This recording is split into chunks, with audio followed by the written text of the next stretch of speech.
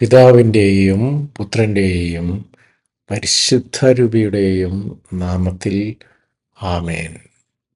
വീണ്ടും വചനവുമായി വരാൻ സാധിക്കുന്നതിന് കർത്താവിന് നന്ദി പറയുന്നു. യേശുവെ നന്ദി, യേശു ക്രിസ്തുവെ നന്ദി. ഹല്ലേലൂയ, ഹല്ലേലൂയ. Praise you, adore you Jesus, worship Jesus. ഹല്ലേലൂയ, ഹല്ലേലൂയ. യേശുവെ നന്ദി. അങ്ങ് നൽകിയ എല്ലാ അനുഗ്രഹങ്ങൾക്കും കർത്താവെ ഞങ്ങൾ നന്ദി പറയുന്നു. അങ്ങേ വേദനിപ്പിച്ച അവസരങ്ങളെ ഓർത്ത് ഞങ്ങൾ പശ്ചാത്തപിക്കുന്നു. അങ്ങയുടെ മാർഗത്തിലൂടെ ചരിക്കുവാൻ അങ്ങയുടെ കൃപ ഞങ്ങളിൽ ചൊരിയണമേ. ആമേൻ. ഇന്ന് നമ്മൾ വിചിന്തനം ചെയ്യുന്ന വചന ഭാഗം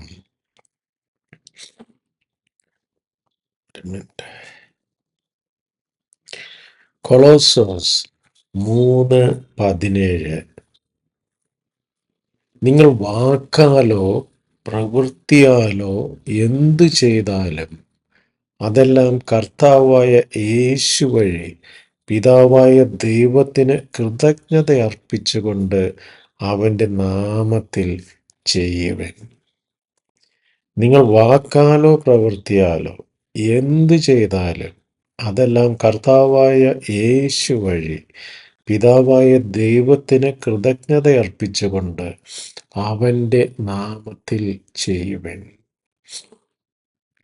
പിന്നെ ഒരു സഹോദരനെ വിളിച്ചു.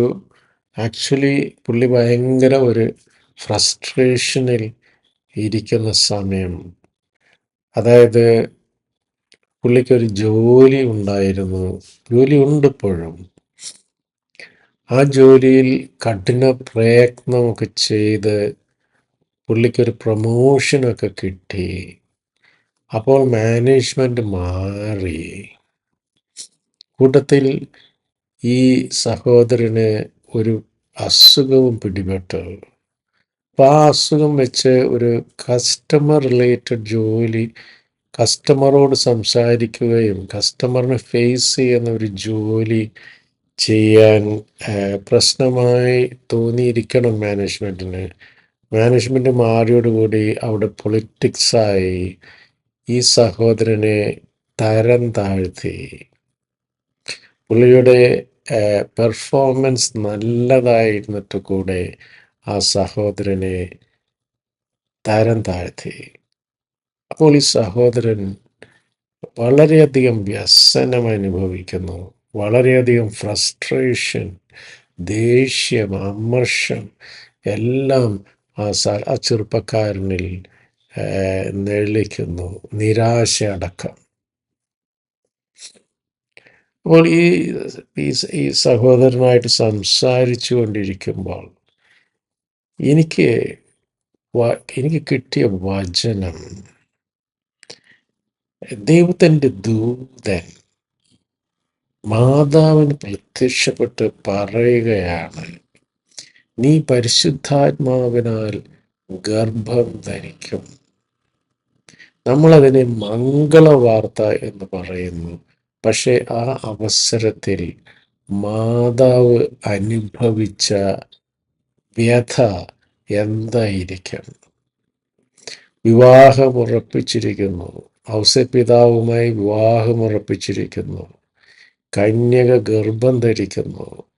അന്നത്തെ നിയമം അനുസരിച്ച് വ്യഭിചാരമായി വ്യാഖ്യാനിക്കപ്പെടാം, കല്ലെറിഞ്ഞ് കൊല്ലപ്പെടാം, നാട്ടുകാരുടെ മുമ്പിൽ അപമാനിതയാകാം. ഇതെല്ലാം ഇരിക്കുമ്പോഴും മാതാവിൻ്റെ റെസ്പോൺസ്, ദൈവത്തിൻ്റെ ഹിതം എന്നിൽ നിറവേറട്ടെ, എൻ്റെ ഇഷ്ടമല്ല അങ്ങയുടെ ഇഷ്ടം എന്നിൽ നിറവേറട്ടെ എന്ന ക്രിസ്ത്യൻ ആറ്റിറ്റ്യൂഡ് മാതാവിൽ ആ സമയങ്ങളിൽ നിറഞ്ഞു നിന്നിരുന്നു. നമ്മളതിനെ മംഗളവാർത്ത എന്ന് പറയുന്നു. അപ്പോൾ ഇതാണ് ഞാൻ ഈ സഹോദരനോട് പറഞ്ഞത്. എന്ത് തന്നെ നമ്മുടെ ജീവിതത്തിൽ സംഭവിച്ചാലും അങ്ങയുടെ ഹിതം എന്നിൽ നിറവേറട്ടെ എന്ന ഒരു ക്രിസ്ത്യൻ നിലപാട്. അത് ഒന്നാമത്. രണ്ടാമത്, വിശുദ്ധ ലൂക്ക എഴുതിയ സുവിശേഷം 6:35, എന്നാൽ നിങ്ങൾ ശത്രുക്കളെ സ്നേഹിക്കുവിൻ, തിരിച്ചു കിട്ടുമെന്ന് പ്രതീക്ഷിക്കാതെ മറ്റുള്ളവർക്ക് നന്മ ചെയ്യുകയും വായ്പ കൊടുക്കുകയും ചെയ്യുവിൻ, അപ്പോൾ നിങ്ങളുടെ പ്രതിഫലം വലുതായിരിക്കും. നിങ്ങൾ അത്യുന്നതന്റെ പുത്രന്മാരായിരിക്കുകയും ചെയ്യും. കാരണം അവിടുന്ന് നന്ദിഹീനരോടും ദുഷ്ടരോടും കരുണ കാണിക്കുന്നു. നിങ്ങളുടെ പിതാവ് കരുണയുള്ളവനായിരിക്കുന്നത് പോലെ നിങ്ങളും കരുണയുള്ളവരായിരിക്കുവിൻ.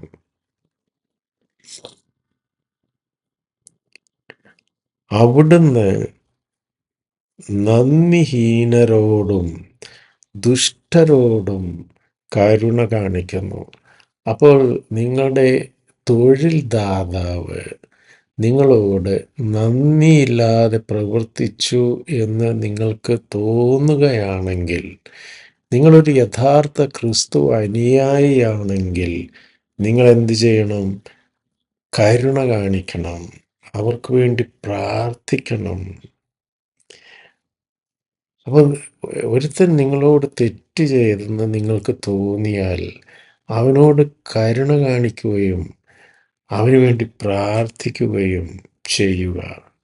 അതുപോലെ സുഭാഷിതങ്ങൾ 25:21, ശത്രുവിന് വിശക്കുമ്പോൾ ആഹാരവും ദാഹത്തിന് ജലവും കൊടുക്കുക, അത് അവൻ്റെ തലയിൽ പശ്ചാത്താപത്തിൻ്റെ തീക്കനൽ കൂട്ടും, കർത്താവ് നിനക്ക് പ്രതിഫലം നൽകുകയും ചെയ്യും. അപ്പം ഇതാണ് ക്രിസ്ത്യാനിറ്റിയിലെ ഏറ്റവും വലിയ റവല്യൂഷണറി ആയിട്ടുള്ള ഒരു വചനം. ശത്രുവിനെ സ്നേഹിക്കുക, ശത്രുവിന് നന്മ ചെയ്യുക, അവൻ്റെ തലയിൽ തീക്കനൽ കൂട്ടും, പശ്ചാത്താപത്തിൻ്റെ തീക്കനൽ കൂട്ടുകയും ആ ശത്രു പശ്ചാത്തപിക്കുകയും മിത്രമായി മാറുകയും ചെയ്യും. അതാണ് ക്രിസ്ത്യാനിറ്റിയുടെ ഏറ്റവും ഫലവത്തായ, ഏറ്റവും റെവല്യൂഷണറിയായ, ഇന്നത്തെ ലോകത്ത് ഏറ്റവും ആവശ്യമായ വചന ഭാഗം. You become really smart. നമ്മൾ ഇത് നമ്മുടെ ജീവിതത്തിൽ പകർത്തുകയാണെങ്കിൽ, നമ്മുടെ ദൈവം നമ്മുടെ യോഗ്യതയാലല്ല നമ്മളോട് കരുണ കാണിക്കുന്നത്. ദൈവം നമ്മളോട് കരുണ കാണിക്കുന്നത് പോലെ നമ്മൾക്ക് ആരെങ്കിലും ദ്രോഹം ചെയ്യുന്നവരോട് പോലും നമ്മൾ കരുണയോടെ വർത്തിക്കേണ്ടിയിരിക്കുന്നു, അവന് നന്മ ചെയ്യേണ്ടിയിരിക്കുന്നു, അവന് വേണ്ടി പ്രാർത്ഥിക്കേണ്ടിയിരിക്കുന്നു. നമ്മൾ എല്ലാവരും ജോലി സ്ഥലത്തും അവിടെയും ഇവിടെയും ഒക്കെയായി പല വിധത്തിലുള്ള പൊളിറ്റിക്സിനെയൊക്കെ നമ്മൾ ഫേസ് ചെയ്തിട്ടുണ്ടാകും, ചെയ്തുകൊണ്ടിരിക്കുന്നുണ്ടാകും, ചെയ്യേണ്ടി വരികയും ചെയ്യുന്നു. അപ്പോൾ ഈ മൂന്നാംകിട പൊളിറ്റിക്സിൻ്റെ ഭാഗമാകുന്നതിന് പകരം നമുക്ക് ദ്രോഹം ചെയ്യുന്നവർക്ക് വേണ്ടി പ്രാർത്ഥിക്കുകയും അവർക്ക് നന്മ ചെയ്യുകയും ചെയ്താൽ ഇറ്റ് വിൽ ബി റെവല്യൂഷണറി. നമ്മൾ ക്രിസ്തുവിൻ്റെ മക്കളാകും. കാരണം നന്ദിഹീനർക്കും നന്മ ചെയ്യുന്നവനാണ് കർത്താവ്. ആ കുരിശിന്മേൽ കിടന്നുകൊണ്ട് കർത്താവ് പറഞ്ഞത് എന്താണ്? ദൈവമേ, ഇവരോട് ക്ഷമിക്കണമേ, ഇവർ ചെയ്യുന്നത് എന്തെന്ന് ഇവർക്ക് അറിഞ്ഞുകൂടാ. ആ ക്രിസ്തു ശിഷ്യന്മാരായ നമ്മൾക്കും സ്നേഹമാണ് പ്രധാനം. ശത്രുക്കളെ സ്നേഹിക്കുക, അവർക്ക് നന്മ ചെയ്യുക. ഈ ഒരു വലിയ കൃപയിലേക്ക് സർവേശ്വരൻ നമ്മളെ വിളിക്കുന്നു. ഇപ്രകാരം ചെയ്യുക വഴി സാത്താൻ്റെ എല്ലാ കുടിലതന്ത്രങ്ങൾക്കും മീതെ കർത്താവ് നമ്മളെ ഉയർത്തുകയും നമ്മിലൂടെ കർത്താവിന് മറ്റുള്ളവർ കാണുകയും കർത്താവിനെ സ്നേഹിക്കാൻ ഇടവരുകയും പലർക്കും മാനസാന്തരം നടക്കുകയും ഒക്കെ ചെയ്യും. ഇതിനുള്ള പ്രതിഫലം വലുതായിരിക്കും. ദൈവം നമ്മളെ ഈ ദൈവപുത്രരുടെ സ്ഥാനത്തേക്ക് കൈപിടിച്ചുയർത്താൻ ആഗ്രഹിക്കുന്നു. അങ്ങയുടെ ഹിതം ഞങ്ങളിൽ നിറവേറട്ടെ. ആമേൻ. യേശുവെ നന്ദി, യേശുവെ സ്തുതി, യേശുവെ സ്തോത്രം. ഇന്ന് പ്രാർത്ഥനാ സഹായം ചോദിച്ച് എന്നോട് സംസാരിച്ച ആ സഹോദരനെ പ്രത്യേകം ഓർക്കുന്നു. ആ സഹോദരന് വേണ്ടി പ്രാർത്ഥിക്കുന്നു. നിങ്ങളും ആ സഹോദരന് വേണ്ടി പ്രത്യേകം നിങ്ങളുടെ പ്രാർത്ഥനകളിൽ ആ സഹോദരനെ അനുസ്മരിക്കണമേ. ആ സഹോദരൻ്റെ ദുഃഖമെല്ലാം മാറി